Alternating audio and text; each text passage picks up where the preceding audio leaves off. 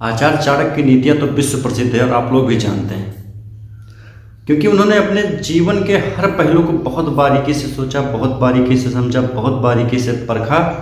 और वो ऐसे व्यक्ति थे कि जो भी वो प्लान करते थे किसी को उसकी भनक भी नहीं लग पाती थी, और जिससे वो अपने दुश्मन को बड़ी आसानी से हरा देते थे। उनकी इन्हीं नीतियों, इन्हीं अनुभव और इन्हीं विचारधाराओं से उन्होंने चंद्रगुप्त मौर्य को एक सम्राट बना दिया था। आज भी आचार्य चाणक्य के विचारों से हमें बहुत कुछ सीखने के मिलता है।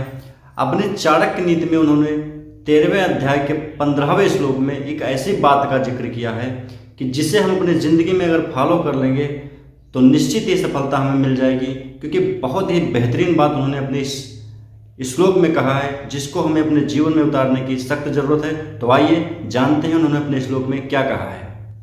अनवस्थित कायस्य ना जने ना बने सुखम, जनो दहति संस्कारदा बने दहत संग विवर्जनात्। इस श्लोक के माध्यम से आचार्य चाणक्य समझाने का प्रयास करते हैं हमें कि जिसका मन, जिसका मस्तिष्क स्थिर नहीं होता, जो इधर उधर भटकता रहता है, उसको ना तो लोगों के बीच में सुख मिलता है और ना ही अकेलेपन में। क्योंकि अगर वो लोगों के बीच में रहेगा तो वो उनसे ईर्ष्या से जलेगा और परेशान रहेगा, और अगर वो एकांत में चला जाएगा तो वो अकेलेपन से परेशान हो जाएगा। बहुत बेहतरीन समझाया है कि मन को स्थिर करना होगा। अगर आप मन को स्थिर करेंगे तो आप निश्चित जीत जाएंगे।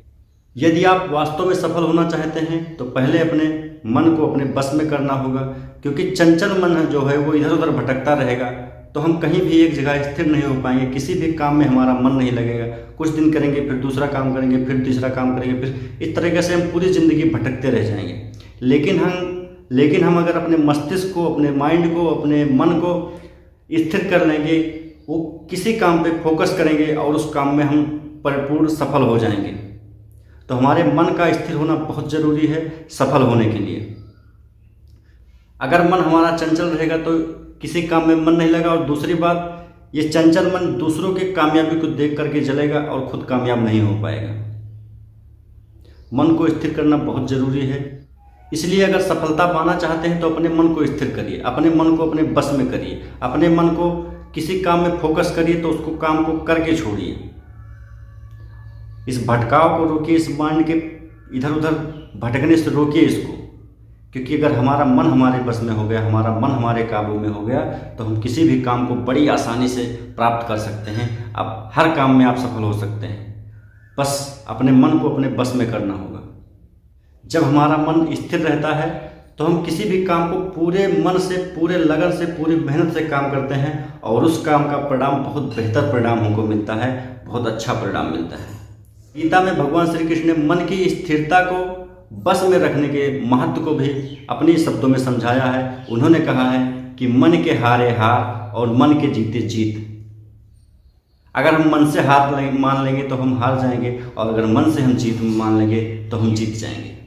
बहुत ही बेहतरीन बात है मित्रों, इसको हमें अपनी ज़िंदगी में फॉलो करना होगा।